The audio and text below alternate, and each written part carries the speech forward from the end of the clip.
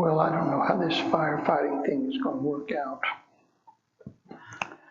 I was helping Spencer yesterday planting corn, and we had to work on the corn picker, and one of the nuts on there was frozen shut, just solid rusted shut, and I had a big wrench and was bearing down on it, trying to loosen it, and it finally broke free, and I thought, I wonder how good Spencer is at rescuing people.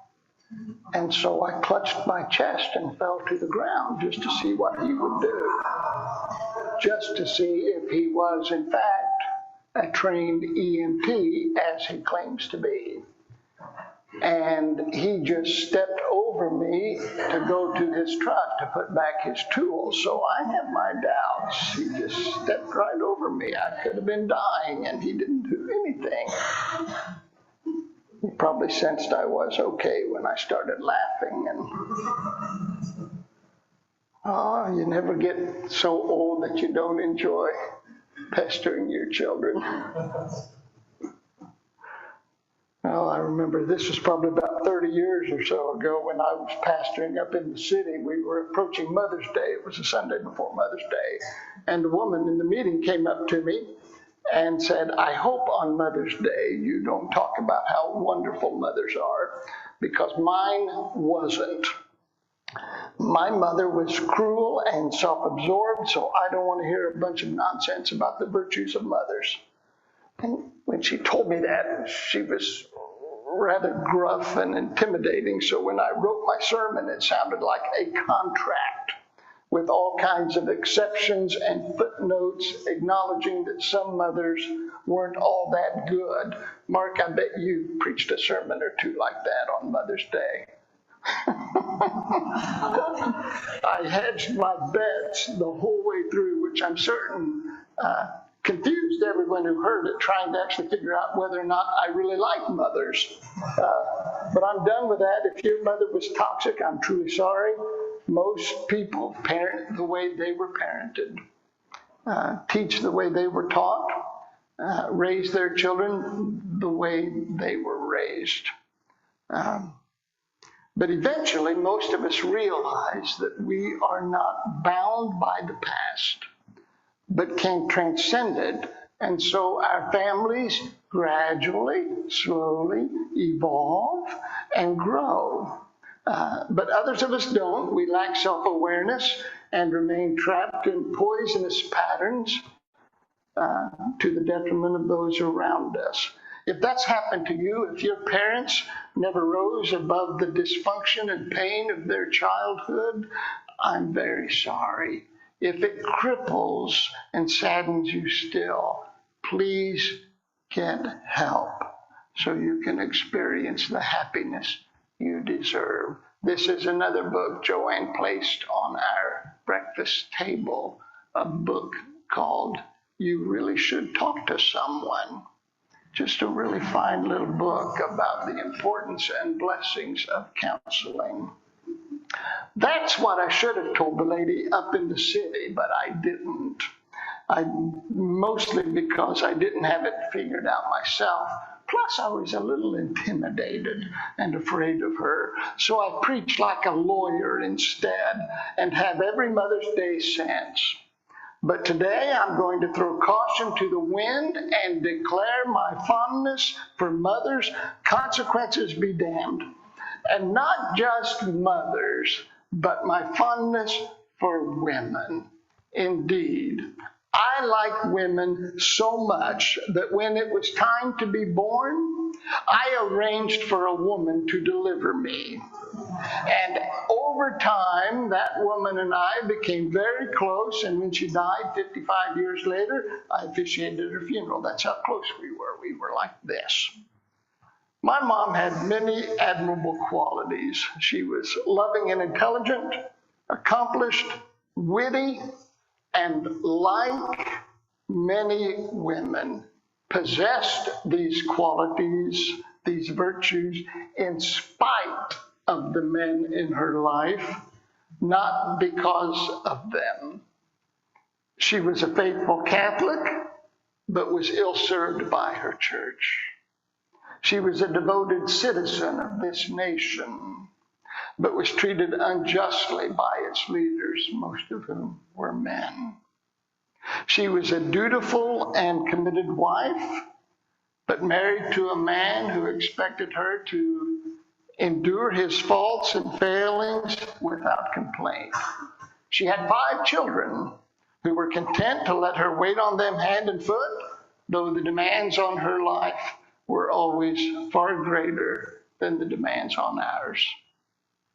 My mother wasn't grouchy, though she had every right to be. Neither was she bitter, though she had every right to be.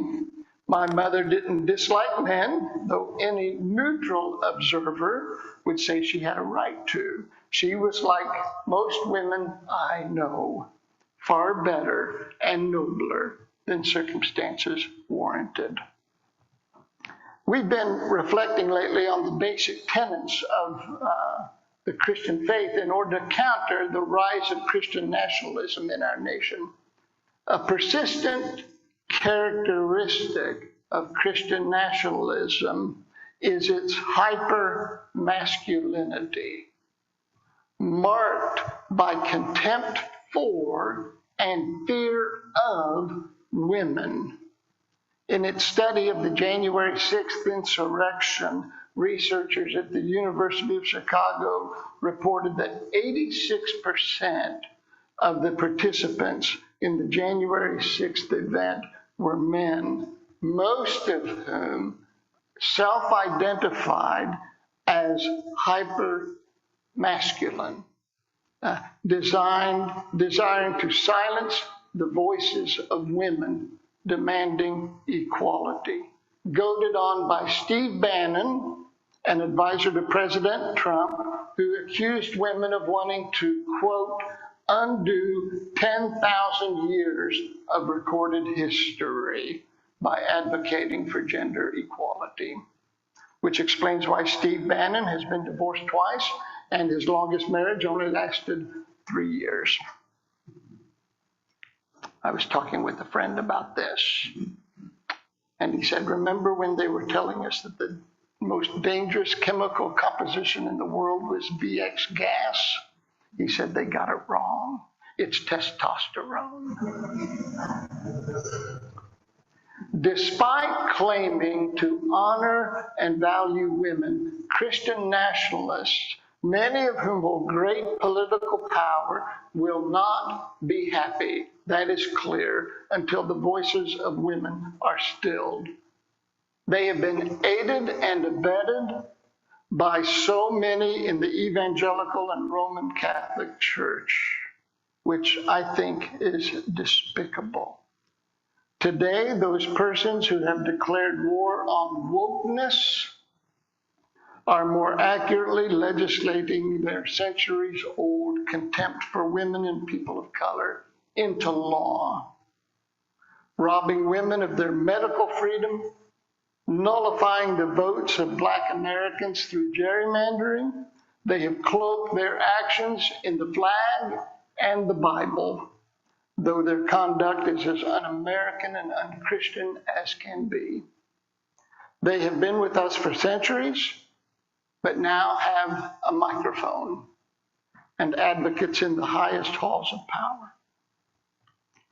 This disparity continues to affect and diminish us across our nation, and especially in this state. Christian nationalists are waging a war against public education, public school teachers and administrators, funneling tax dollars away from public schools into low-performing, privately owned religious charter schools. It is no coincidence that 74% of the nation's public school teachers are women, making far less than career firefighters, only 5% of whom are women. A firefighter in Indiana earns on average 3.5 times what my public school librarian wife earns annually. I am delighted that firefighters earn a living wage, but I smell a rat. And do not doubt for a moment that if men comprise the majority of public school teachers, they'd be as well paid as firefighters, and we would not be waging a war against that institution. To be clear, an attack on public education is at its base an attack on women. This Mother's Day and every day, let us do what so many of our leaders refuse to do. Let us affirm again and again our support for the equal rights of women, and not just for the equal rights of women, but for the dignity and worth of women, for the freedom of women to determine the arc of their own lives without the permission or consent of men. The English writer Rebecca West, when asked to define the word feminism, said, "I myself have never been able to find out precisely what feminism is. I only know that people call me a feminist whenever I express sentiments that differentiate me from a doormat."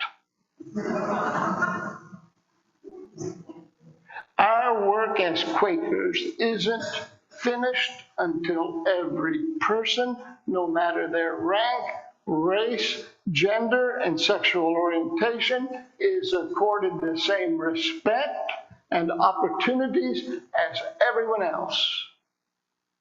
We believe no one was born to be a doormat. We believe that when someone has been pinned to the ground with a knee to their neck, that it is our job as Quakers to remove the knee, to challenge the structures and values that keep others down. Remember when you were a kid in school, when we were kids in school, the day before Thanksgiving break, how we would sing together that song, "Over the River and Through the Woods." Remember that song? Kind of a smarmy little nostalgic song, but they may still sing it, I don't know. But that song was based on a poem by the same name, written by a woman named Lydia Marie Child. What you probably weren't taught is that Lydia Marie Child devoted her life fighting for the rights of women, African Americans, and Native Americans, all of which made her very unpopular in her social circle, but all the more determined. In addition to that poem, she also wrote these words: "We first crush people to the earth and then claim the right of trampling on them forever because they are down." We first crush people to the earth and then claim the right of trampling on them forever because they are down. Every day, but on this day especially, as we celebrate women, let us make doubly sure we hold fast to the virtue of equality that so many in our nation today seem eager to jettison. To keep another person down is never a right. It is a gross and vile sin. This day and every day, may we be numbered in that army of righteousness which seeks the joy and the betterment and the dignity of all people everywhere. Well, we are thankful and do thank those people who've made a moral difference in our lives. I was eating at Frank's restaurant this week, and a man came up to me who had read something and taken exception to something I had written in the local newspaper. And he said to me, "You never thought that way until you went off to college." And I said to him, "Did you know my mother?" He said, "Yeah, I knew your mother."